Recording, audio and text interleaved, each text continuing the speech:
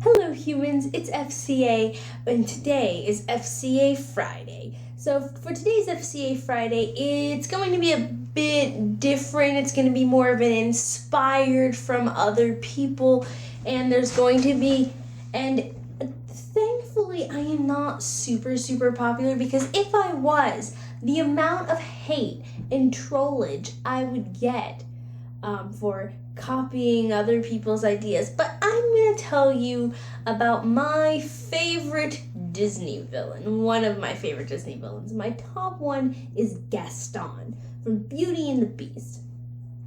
Now, I really like this movie in general. It's one of my favorite Disney movies. One, because I shut down any and all bestiality and or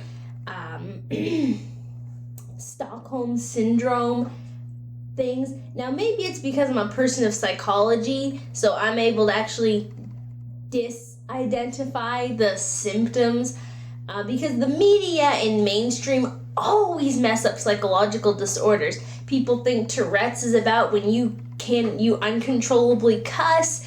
People think that if you're OCD, that you have to have things in order or have, labels always sticking up. You're super picky when you're OCD, and it's about everything. And none of that is true. But the media portrays it. And so with Stockholm Syndrome and the bestiality thing, I shut those down. But that's for another FCA Friday. For this one, I'm going to talk about Gaston, the main villain. And the reason why he's my favorite is because, at least in the beginning and even the middle of the movie, he's not much of a villain. He, nostalgia critic, and I do believe that Hewey Lewis, animated reviewer, they've both hit on this point, which I agree with, that he doesn't have any evil plots. He doesn't try to take over a kingdom. He doesn't try to take over a world. He doesn't try and take over land. His main objective in the beginning and throughout the movie, his main objective is to marry a girl he really likes. Shame on him for wanting to marry a girl he really likes. And I understand that the idea behind Gaston is that he wants to marry her only for her looks. He doesn't see her as anything more than an object, as arm candy. And he limits her womanly potential to having children and taking care of the house. But that's not entirely his fault. It's France in early century, just beyond electricity, because there are ovens and things like this. But this is a product of the times. That's what Gaston is. Everybody has those same expectations for women in those time periods. It's not him solely being a jerk. This is how he was brought up. This is the societal expectations. And it's imperative to Gaston because he is a high member of society. This is a very affluent character in his time period and in his province. And probably in other places. He's noted as being called the best hunter in town. He's a good provider. He has a job, and he's very wealthy. Now, the proof and evidence is this: just for a scam that may or may not happen to try and blackmail the girl he likes into agreeing to marry him. So this is a plot that isn't even guaranteed to work. He is willing to throw. Now, I'm not going to sit here and, I'm not the nostalgia critic or the game theorist. I'm not going to sit here and try and calculate just how much gold he threw to the asylum owner. But it's a pretty big pouch. Gaston characterly has big hands, and he throws an entire pocket, the little pouch he has takes up his entire hand, and he casually tosses it, and there's quite a bit in there. There's enough that the asylum owner is willing to, he's a person who probably has government policies in place, at least a little bit. I know the time period's a little shaky on that, but but it's enough to convince him that it's worth the risks involved of just going, and he even says, Maurice is harmless. He's not somebody worth throwing in the asylum. I wouldn't go after him normally. Oh, you're going to give me a bunch of gold? Let's do it. Gold is valuable. Gold coins are valuable. And they were still valuable. And he was just throwing a whole pouch full at him for a scam of marriage. So the guy has money.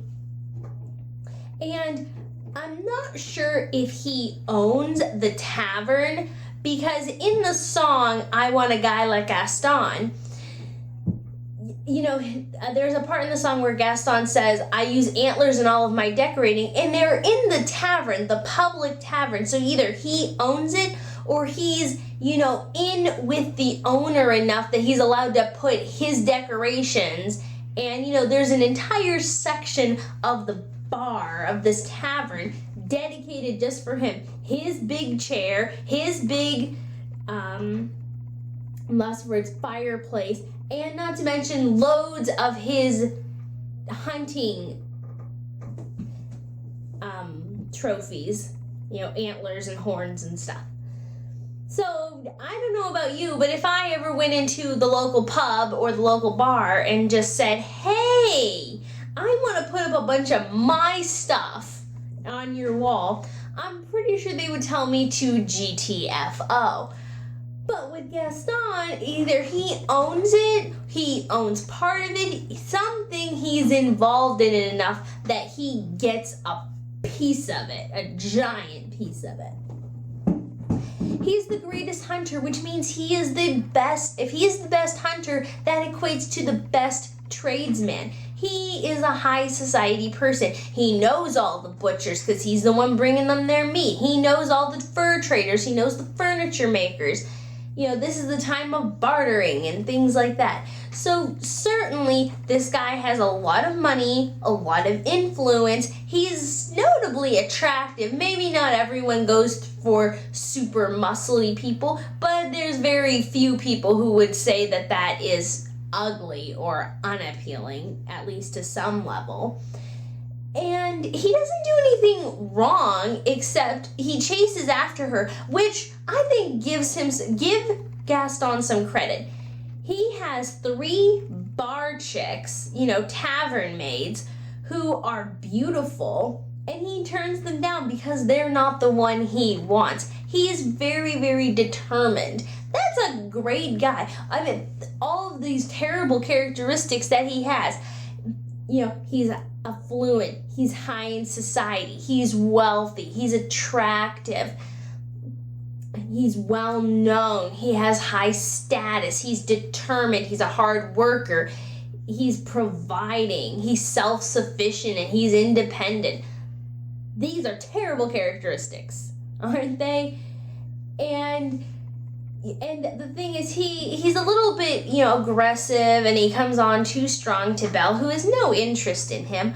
But really, honestly, look at yourself in the mirror and tell your true self that if the wealthiest, most well-known, popular, high society, high status, attractive, best-looking person came up to you and told you that you were the most beautiful person he'd ever seen or she'd ever seen, would you be insulted and turn that down? Now, I'm sure there's some people who could say brava to Belle for being more than superficial things, but being a good provider and, having affluences, as we saw with the asylum worker, works in his favor.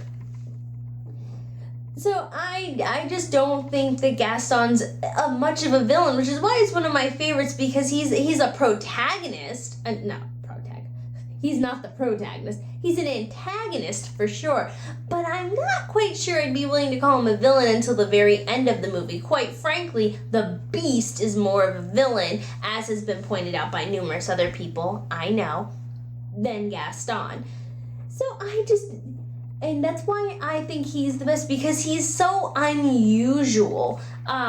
He doesn't have any, take over the world plots. He simply wants to marry a girl he thinks is beautiful. And, there should be more to relationship than superficial things. However, in the time period, you take what you're given and you go with what you got, and that's how that worked back then.